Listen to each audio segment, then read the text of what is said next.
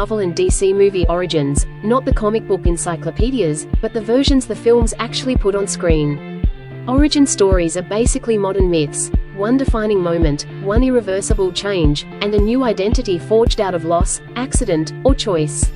We'll start with Batman. Bruce Wayne's story in the movies begins in Gotham City, when he's still a child. After a night out with his parents, Thomas and Martha Wayne, a mugging in a dark alley turns into a tragedy, and Bruce is left with the memory of that moment as the permanent, before and after, line in his life. As he grows up under Alfred's guidance, Bruce becomes obsessed with the question of how to stop that kind of fear from owning a city. He leaves Gotham for years, training his mind and body across the world, studying combat, criminology, stealth, and the kind of disciplined focus you usually only hear about in hidden mountain schools. When he returns, he turns his fear into a weapon, building the Batman persona as a symbol criminals will hesitate to face. In the films, he's not powered by magic or mutation, it's preparation, money, and technology. Right down to the suit's chest system, which functions almost like a compact life support cord during the hardest hits. Superman's movie origin starts on Krypton. Facing the planet's destruction, Jor-El and Lara send their infant son, Kal-El, away in a small spacecraft with the hope that he'll survive somewhere the sun can give him a chance. He lands on Earth and is found by Jonathan and Martha Kent, who raise him as Clark in Smallville, Kansas. As he grows, Clark discovers abilities that separate him from everyone around him: immense strength, speed, near invulnerability, and senses that make the world feel louder and sharper than it does for anyone else. The movies often frame his struggle as less about gaining power and more about choosing what to do with it, whether he owes the world anything, and what it means to be good when you can't be ordinary. Eventually he makes his way to Metropolis and steps into a public life as Clark Kent at the Daily Planet, blending into the newsroom by keeping his head down, asking the right questions, and, when needed, quietly being the guy who always seems to have a camera nearby when something unbelievable happens. Spider-Man's film origin is built around one unlucky moment and a very human aftermath. Peter Parker is a smart, awkward kid who gets bitten by a genetically altered spider during a science-related visit that he absolutely should not have been casually wandering through. The bite changes him: enhanced strength, reflexes, agility, and a strange new relationship with gravity that makes normal movement feel optional. In most movie versions, Peter designs web shooters himself. In at least one, the webs are biological, which is both convenient and deeply unsettling if you think about it for more than 2 seconds. But the real turning point is what happens after he starts using his powers carelessly, the loss that follows, and the realization that power doesn't just create options, it creates obligations. Before he even has a real suit, he tries to prove he can be something bigger than his own problems.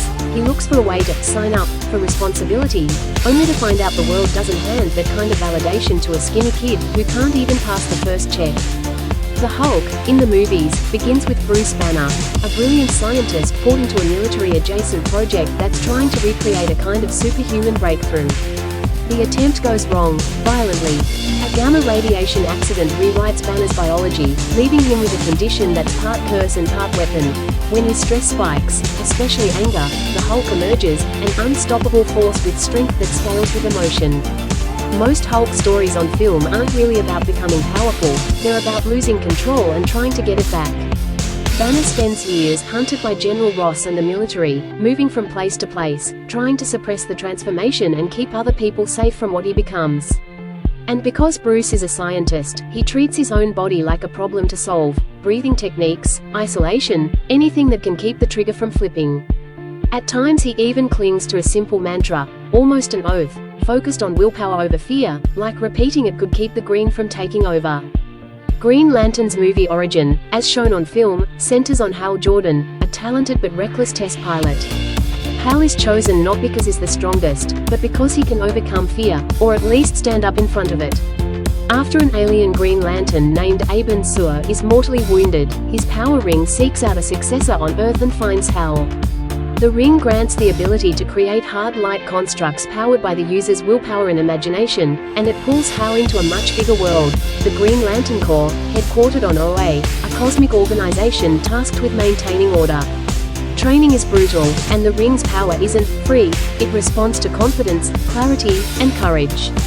In the film, Hal has to learn discipline fast, guided by figures like Sinestro and Kilowog, while a threat like Parallax turns fear into something almost physical. Early on, the Ring even seems to dress Hal in what it thinks a hero should look like, including a flowing mantle that moves with a mind of its own, as if the uniform has opinions about when to make an entrance. Wolverine's movie origin is messy on purpose, because the character's identity is wrapped around what he can't remember. In the X-Men films, Logan, later known as Wolverine, is a mutant with accelerated healing, heightened senses, and retractable claws. In some stories he's already living with amnesia when we meet him. In others, we see the past more clearly. A long life marked by violence, war, and a constant struggle to stay human. The defining movie transformation comes through Weapon X, a secret program that captures Logan and bonds adamantium to his skeleton, turning him into a living weapon. The procedure is portrayed as agony and violation, not empowerment. When he escapes, the aftermath is physical and psychological, memories fractured, instincts sharpened, and rage always close. The films treat the adamantium as both an upgrade and a prison, and there's even the suggestion that something inside him had to be stabilized afterward. A small circular mechanism near the chest, less medical implant, and more engine component, keeping the worst of the metal from becoming immediately fatal. Wonder Woman's movie origin begins away from the modern world on Themyscira, an island hidden from humanity where the Amazons live and train. Diana is raised among warriors, pushed to become stronger and faster, even when the people around her want to protect her from what they suspect she is. Her worldview changes when Steve Trevor, a pilot and spy, crashes near the island during World War I and brings news that the outside world is tearing itself apart.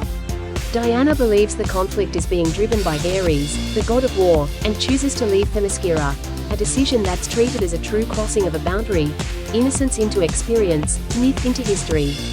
In the film she carries the iconic tools of an Amazon, bracelets that can deflect attacks, a sword, and the lasso of truth. She also carries a shield into battle, and the way it's framed on screen, scented, symbolic, and almost ceremonial, you could swear it's meant to evoke a star-marked emblem of heroism from another war entirely. Iron Man's film origin is one of the cleanest examples of transformation through consequences. Tony Stark is introduced as a genius inventor and weapons manufacturer with a public persona built around charm and arrogance.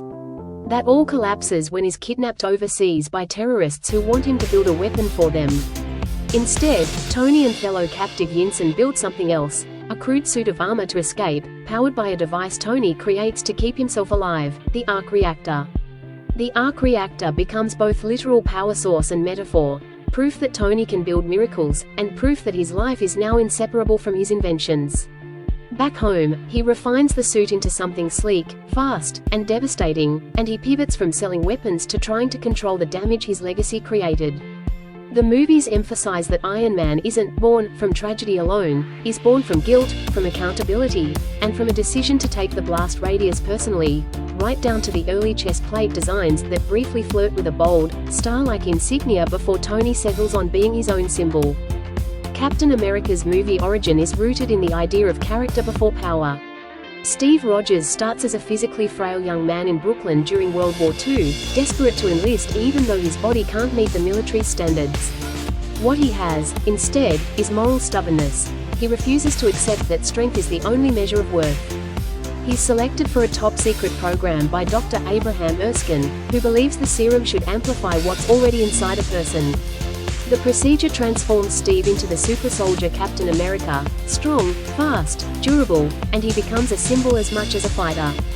In the films he carries the vibranium shield, battles Hydra and the Red Skull, and ultimately sacrifices himself by crashing a plane into the ice to prevent catastrophe, waking up decades later in a world that moved on without him. In the early days, while he's learning what his new body can do, he experiments with all kinds of gear to make the shield return faster, including, briefly, a compact wrist-mounted launcher system that's basically a web shooter for patriotism. Doctor Strange's movie origin starts with certainty and ends with humility. Stephen Strange is introduced as a brilliant, arrogant neurosurgeon whose identity is built on control, steady hands, sharp mind, perfect outcomes. A car accident destroys that foundation, leaving him with severe nerve damage and hands that can't perform surgery. Desperate, Strange chases healing beyond conventional medicine and finds Kamar-Taj, where the Ancient One introduces him to the mystic arts. Strange learns that reality is more flexible than he ever believed, and that the price of bending it is discipline. He trains under Wong and alongside Mordo, mastering spells, artifacts, and the idea that the mind can be a weapon. His tools become iconic on film: the cloak of levitation, the eye of Agamotto, and the sling ring that allows him to open portals. And like any good instrument, that ring demands maintenance. Strange returns regularly to recharge it from a lantern-like source of power deep within the sanctum, because without that steady refill of energy, the portals don't stay clean and the worlds don't stay separate. That is all of the content we have for today. Be sure to like, share and subscribe for all of our content on all things coming up in the superhero world.